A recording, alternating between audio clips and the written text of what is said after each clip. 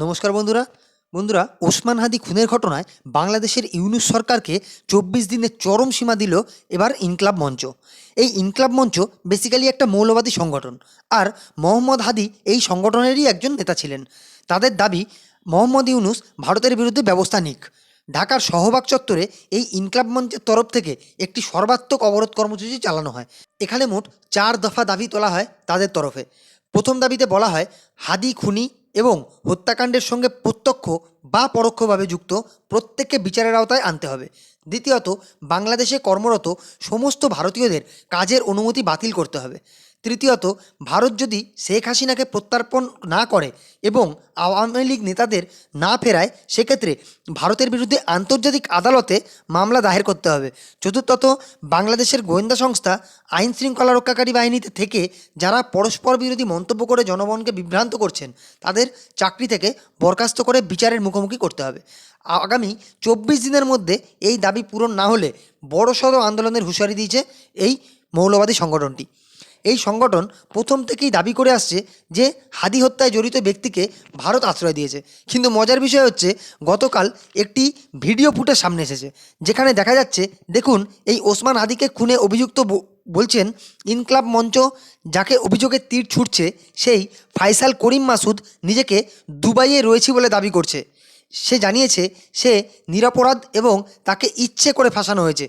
তাই এর থেকে বোঝাই যাচ্ছে একটা অ্যান্টি ইন্ডিয়া প্রপাগান্ডা ছড়িয়ে বাংলাদেশের সাধারণ মানুষকে ভারত বিরোধী ভাবধারায় জাগরিত করছে এই ইনকলাব মঞ্চ। দেখুন, বাস্তবটা সেটা হলো, হাদি খুনে অভিযুক্ত ফয়সালের ভারতে থাকার কোনো জোরালো প্রমাণ কিন্তু বাংলাদেশ পুলিশ বা তাদের গোয়েন্দা দপ্তর কেউই কিন্তু কিছু দিতে পারেনি। ভারতের পক্ষ থেকে এই অভিযোগ সরাসরি অস্বীকার করা হয়েছে। তাদের দ্বিতীয় দাবি কি না, বাংলাদেশে অবস্থিত ভারতীয় ওয়ার্কার যারা আছে তাদের ওয়ার্ক পারমিট বাতিল করতে হবে। দেখুন, ভারত সরকারের বিদেশ মন্ত্রকের তথ্য অনুযায়ী আনুমানিক ১৯,০০০ ভারতীয় বাংলাদেশে বসবাস করছে, যার মধ্যে ৯,০০০ই কিন্তু ছাত্র। আর এর মধ্যে বাংলাদেশে ওয়ার্ক পারমিট রয়েছে এমন ভারতীয় সংখ্যা আনুমানিক ১৬,০০০। ভারতীয়রা বাংলাদেশের কয়েকটি গুরুত্বপূর্ণ সেক্টরে কাজ করে, যেমন শিক্ষা ও স্বাস্থ্য, বিদ্যুৎ কেন্দ্র, পরিকাঠামো উন্নয়ন, তথ্য প্রযুক্তি। এইসব কর্মীরা দুদেশের দ্বিপাক্ষিক চুক্তির ভিত্তিতেই কিন্তু লিগালি সেখানে কর্মরত। বাংলাদেশে ভারতের বেশ কিছু ডেভেলপমেন্ট প্রজেক্ট চলছে। বাংলাদেশ ভারতের সবথেকে ট্রেড পার্টনারও।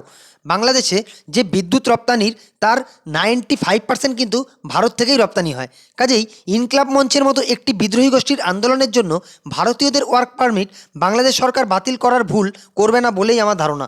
আর যদি বাংলাদেশ সরকার ওয়ার্ক পারমিট বাতিল করে, তবে চুক্তি লঙ্ঘন হবে। বাংলাদেশে ভারতের চালানো উন্নয়নমূলক প্রকল্পগুলিতে ব্যাঘাত ঘটবে। তাতে আলটিমেটলি কিন্তু সেই বাংলাদেশেরই ক্ষতি হবে। এই ইনকলাব মঞ্চের আরও দাবি হচ্ছে, ক্রিমিনালকে আশ্রয় দেওয়ায় ভারতকে আন্তর্জাতিক আদালতে নিয়ে যেতে হবে। ক্রিমিনাল বলতে শেখ হাসিনার কথা বলা হচ্ছে। দেখুন, কোনো কেস আন্তর্জাতিক আদালতে নিতে গেলে রাষ্ট্রীয় সম্মতির দরকার, আর অপরাধী স্থানান্তরণ আন্তর্জাতিক আদালতের আদেশের জারির উপর কিন্তু হয় না। আসলে বাংলাদেশের এই ইনকলাব মঞ্চের আসল উদ্দেশ্য কিন্তু একটু অন্য। বাংলাদেশের সামনেই নির্বাচন হওয়ার একটা সম্ভাবনা তৈরি হচ্ছে, আর সেই নির্বাচনে জনসমর্থন পেতে আন্দোলনের মাধ্যমে অন্তর্বর্তী সরকারকে চাপে রাখা, বাংলাদেশে ল অ্যান্ড অর্ডারে উন্নতি না হতে দেওয়া, ভারত বিরোধী মন্তব্য করে দেশের মানুষের কাছে নিজেদের জাতীয়তাবাদী রূপে তুলে ধরা, এগুলোই কিন্তু এই মঞ্চের প্রধান উদ্দেশ্য বলেই আমার মনে হয়। কারণ কিছুদিন আগেই আপনারা দেখেছেন, এই ইনকলাব মঞ্চেরই একজন প্রথম সারির নেতা হাসনাত আবদুল্লাহ, সে কিন্তু ওপেন বিবৃতিতে ভারতের 7 সিস্টার্স ভাগ করে দেওয়ার মতন কিছু হুমকি কিন্তু দিয়েছিল। আর ওসমান হাদিও কিন্তু বন্ধুরা এই ইনকলাব মঞ্চেরই একজন সদস্য ছিলেন। এই ওসমান হাদিও কিন্তু ভারত বিরোধী বহু উস্কানিমূলক বিবৃতি তার বক্তব্যে কিন্তু রেখেছিল। যদিও ভারত এখনও পর্যন্ত কিন্তু অফিসিয়াল স্তরে বাংলাদেশের সাথে সম্পর্ক উন্নতি করার চেষ্টা চালিয়ে যাচ্ছে।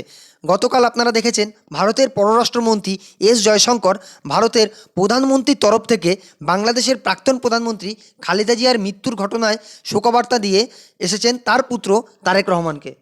তো যাই হোক, এখন দেখার ইউনূস সরকার এই আলটিমেটামের এগেনস্টে কী পদক্ষেপ নেয়। এ বিষয়ে নতুন কিছু তথ্য আসলে আমি আপনাদের সাথে অবশ্যই শেয়ার করব। ধন্যবাদ।